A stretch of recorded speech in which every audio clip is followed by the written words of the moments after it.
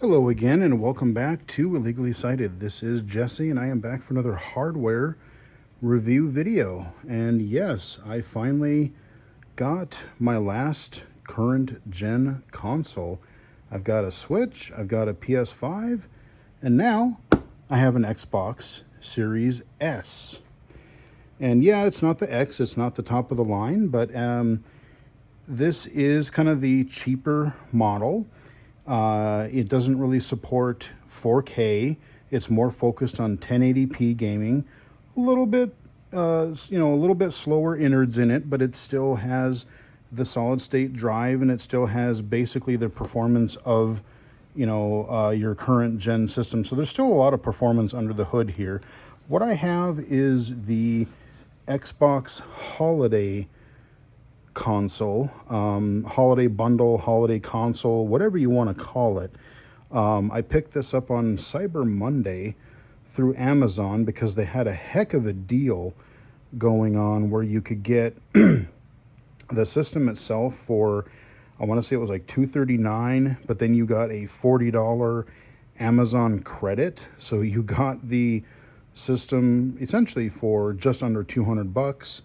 And I have $40 now to spend on Amazon, which that will not be hard whatsoever because I shop there all the time.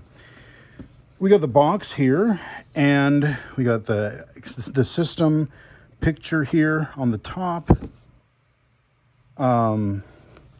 The front of it, you got the box here. Not too much there. There's a whole bunch of like tiny text that is impossible to read. You got the side, got another picture of it there. You got the back, or the back side actually, you got that. And then you got some, looks like some screenshots of some stuff on the bottom of the box here. So you've got that. One thing I do want to draw your attention to for the box though, and I wanted to see this, especially with Microsoft and their recent accessibility push with their adaptive controller and adaptive accessories and things, and even the packaging they're actually trying to make more accessible for people, not just the controller but like the system itself. So when I open this up, what you actually get here, you get a bag for the controller, you get your system, of course, you get your power, you get an HDMI cable, but you get a little handle here, and you can kind of use it to pull up. So you can use it to pull the console out. So you're looking at it like, maybe you have, even just for everybody, it makes it easier. But let's say you have a mobility impairment and you can't get your hand in there to, to get the system out. So it's got that little handle to assist you with that. And when you take your HDMI cable and everything like that out, you do have little little plastic wraps around to keep the cords in order, but they also have a nice little tab that you can kind of just pull out, or you can pull around. So it's not like zip ties or even twisty ties. It's a much easier kind of a pulling type of gesture that you would use to get at it. So there's the box. Let's meander over to the TV here. So I've got it up on my TV. And the system itself, if we go back behind my TV here, this is the system.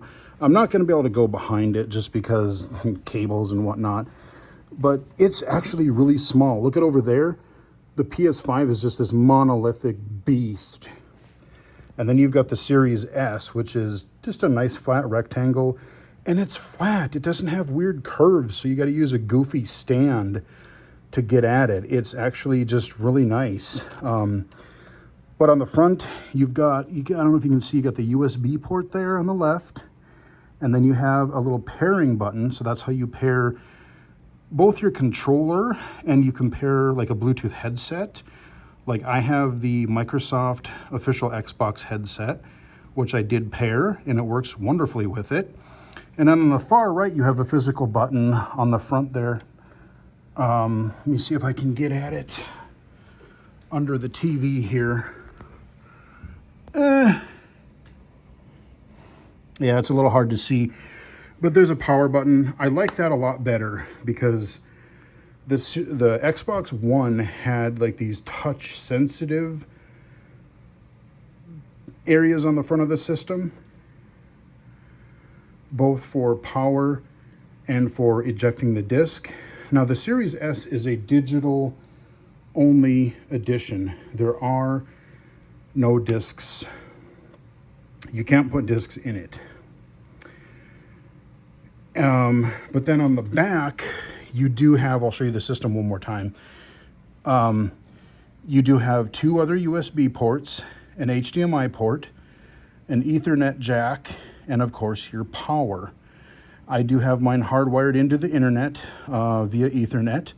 So what I will say is I've played a few sessions now just to try it out, streaming to my PC and playing games, browsing the store, recording another video, which I'll talk about at the end of this one. And it's been just buttery smooth. You know, my desktop is hardwired, my system is my console here is hardwired, and it works really, really well.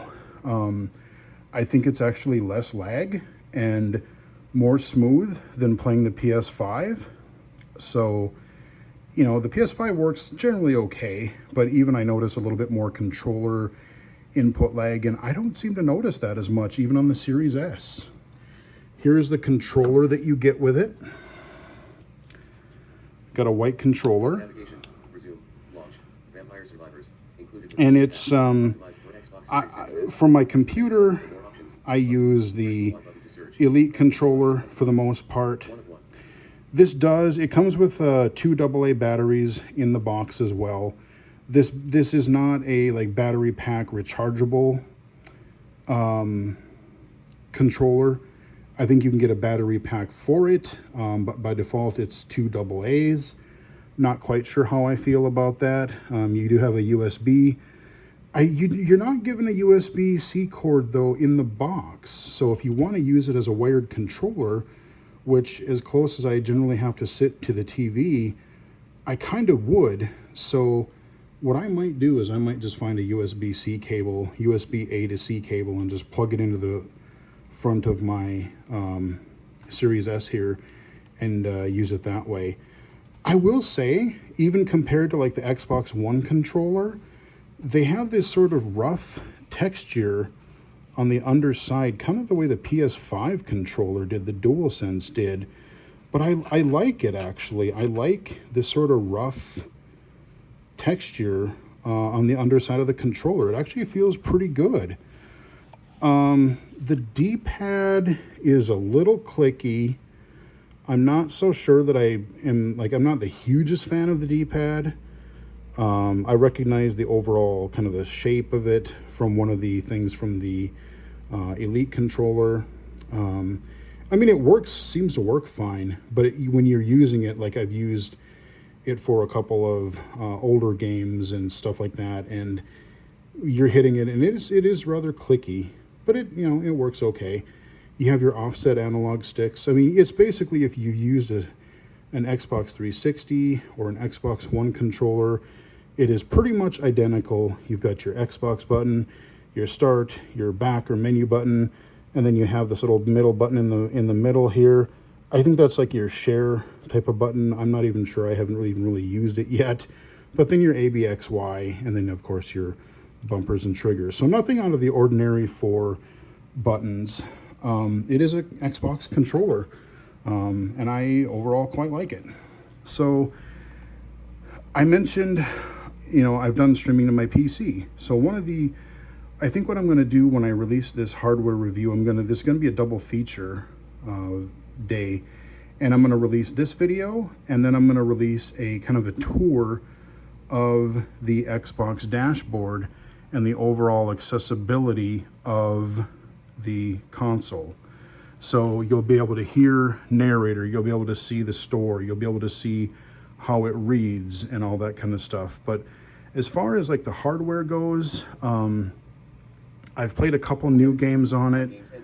I've played Like, yes, I have Game Pass Ultimate, so I've gotten some games through there as well.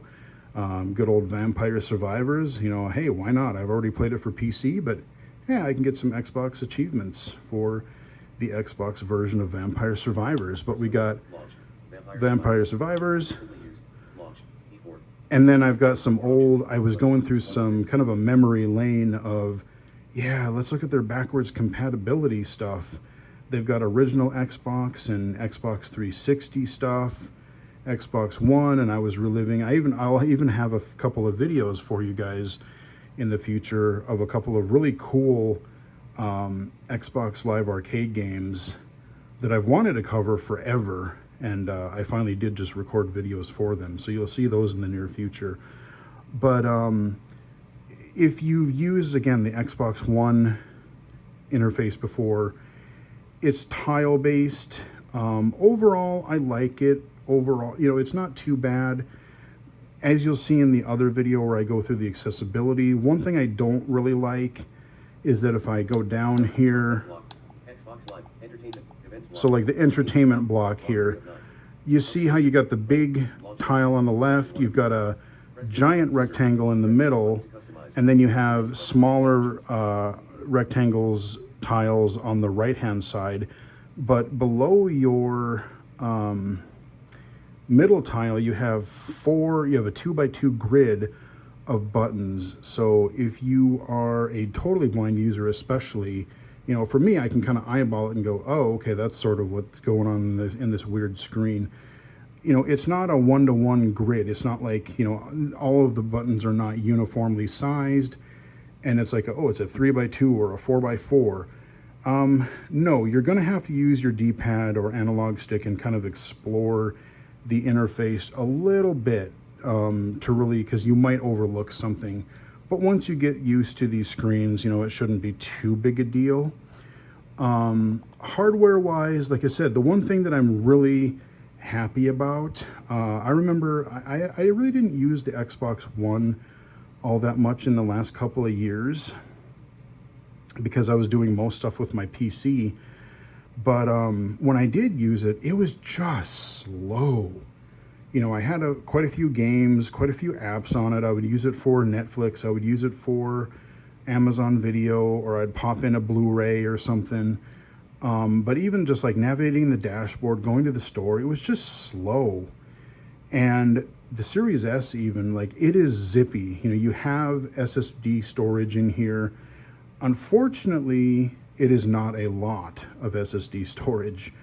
They say it's kind of around about a 500 gigabytes of storage, but realistically, you only get like 300 and some gigs.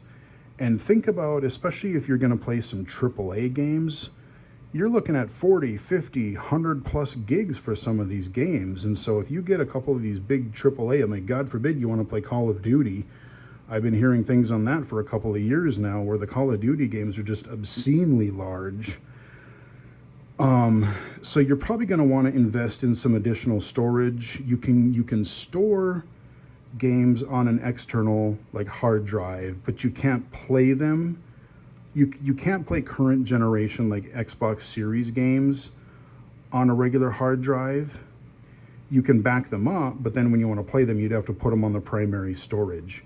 Like your older Xbox 360 and Xbox games, they will play from an older hard drive, but you're not going to get some of the optimizations that Microsoft has done, because when they added the backwards compatibility, they've actually kind of optimized and cleaned up some of the frame rate, some of the loading, some of the performance stuff on some of these titles to make them run better on, and even kind of upscaling some of the resolution stuff on these newer Series X and S consoles. So you're not going to get some of the benefits if you run them that way, but you can. The other thing that you can get, and I do have one of these coming, I don't have it yet, there are these storage cards. They're basically solid state storage cards. You plug them into one of the USB ports, so I'll plug one of them into the back of my system, and you can get them. I think there's like a 500 gigabyte one. There's a 1 terabyte. There might even be a 2 terabyte one, but good God, I don't know how much that would cost. These things are not cheap. I really kind of hate the fact that they are so expensive. I think that like regular price, the 1 terabyte is like $200. So yeah, you get this, you get the system for 200, but then if you got to buy $200 for storage, you know, it's like, well, you damn near might as well get the Series X at that point. But I did get it on sale a little bit. So like I said, I did save some money on both the console and the, I did save some money on the console and the storage. So yes, the storage is obscenely expensive, but I did get a little bit of a deal, so it's at least halfway decent. But this thing is really zippy. Going into a game, loading the store, just like moving around the interface. Like I remember even literally on the Xbox One, going from tab to tab, you would wait and it would take a couple of seconds for even the screen or some of the images to load. It got really slow and clunky. And I've had no performance issues. Like the dashboard is just much, much more responsive on even the Series S. So I am totally happy about that. The other thing that the Xbox Series consoles do have, and I've played with a little bit, is you have kind of a quick resume feature. So I can't remember if it's like 3 games or 5 or something like that, but basically the last couple of games that you play, let's say you pop out to the home menu and you go into something else, it will keep those in your memory so that like you can pop between, maybe you get home from work one day and you're like, I want to play Vampire Survivors. And then you come home tomorrow, I'm like, nah, I want to play some Halo this time or some Forza. And it'll jump you right back into the game where you left off, even if you've bounced back and forth between 2 or 3 different apps. So you don't have to, wait for the thing to load, go through the menus, go through the introductory logos, go through all the regular just startup stuff that you always have to go to. It's just making things a lot more quick and a lot more convenient to jump back in and out of especially your most popular, your most played games and apps. And that is really nice. So I've had good luck with that. And like I said, you can stream it to your PC. So I've done that both for recording video and just to try it. The other thing that you can do, and I talk about this in the Xbox accessibility video, is that you can, especially if you've got Game Pass or Game Pass Ultimate, you can stream games to your system and not download them. So that can be really handy if you're you want to know if a game is going to be accessible to you. Maybe you're low vision, maybe you're totally blind, maybe you have another disability, and you want to find out, can I play this game? But you're like, well, this is a 40 gig download or more. I don't want to wait 4 hours for this thing to download and then find out I can't play it. You can stream a game and let's say try it out for a half an hour or something. And then, oh, this isn't accessible. Well, then I didn't waste the bandwidth. A lot of people have bandwidth caps, myself included. And, you've streamed it for a little while. You've determined that, no, this isn't going to work for me. Okay, I saved myself some time, some bandwidth, whatever.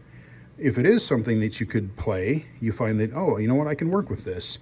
Then you could download the full game, and then you wouldn't have to stream it from that point on in the future, and you would have local access. So it's a good way, both Game Pass and this streaming feature, I think those are really great for being able to test whether a game is accessible to you or not without a lot of hassle. So that is one neat thing that Microsoft has going for it. One of the games, it's not on the screen right now, but there's a snowboarding game called Shredders that I tried. And I'm like, I was sort of curious about it. I was going to try it on the PC when I had the HP rig back in the day, but never got around to it. And I streamed it to both try to see how it worked and to see if the game, how accessible it was for me. And I'm glad I did stream it, because I found that there was a lot of focus on like, oh, you got to follow this person and you have to slalom between these flags or knock over flags, or like, you know, it's not just like, oh, let's cruise down the hill and race. I found it to be a little tedious, a little bit hard to see some of the flags and that. So I'm like, you know, I think I'm going to pass on it. So instead of downloading the full game, I tried it for maybe 20, 25 minutes and made my conclusion, and maybe I'll come back to it another day. But for now, I'll save my storage. So that's kind of another nice feature of the Xbox systems. As far as like the hardware itself, oh, one thing I forgot to mention, and I wish I could show you the back of the system. I mentioned that, you know, you have two USB ports, you got the Ethernet, HDMI, and then you've got the slot for the storage card if you buy one of those. And what's cool is they do have tactile bumps on top of all of these ports. So like, I forget, like one of them has 2 bumps, one of them has 3 bumps. So like, I think the HDMI or the USB ports, they have a certain number of tactile bumps, so that especially HDMI and USB can feel kind of similar. And, you know, if you know what those bumps are, you as a blind person will be able to know, oh, okay, this is my USB port, so I can plug it in here. Here's my HDMI, we're good to go. I mean, Ethernet you can feel because of just the shape of it, but it's kind of nice that they're really thinking that level of accessibility, not just the dashboard and everything, but like the unboxing process, the ports, the tactile. You know, we actually have physical buttons again, not those stupid touch-sensitive sensors. I did not like that at all on the Xbox One. I mean, really, there's not a whole lot else to say. I mean, the other video I'm going to go into a lot more on the accessibility features, the dashboard, the software. But I just wanted to talk about the system itself, talk about the hardware, the unboxing, the setup, what it came with, the tactile stuff, the performance, the loading, all of that I'm really happy with, you know. I mean, like I say in the other video, I don't have any 4K TVs or monitors. I don't really care about 4K. 1080p is fine with me for now. So with the way that I got this system, saved a little bit of money, I'm pretty happy with my purchase so far. So if you are in the market for an Xbox console, especially if you are totally blind and you don't care about 4K either, this might be a more economical way to get in. I do hope that we're going to see more big first-party Microsoft titles support accessibility, so that we can have a giant Last of Us Part 1 or 2, or even kind of a God of War type game that blind people can play on the Xbox. I mean, we have The Veil, we have As Dusk Falls, both of which are excellent, by the way. You know, you've got your fighting games, Forza Horizon, what is the latest one, 4 or 5? I can't even remember. You know, that one, it's not perfect, but you can get around and you can do some things in Forza Horizon. I know some people are messing around with the flight simulator games. I haven't played with that, and I don't even think I would want to try to download the flight simulator game on this system because it's probably freaking huge.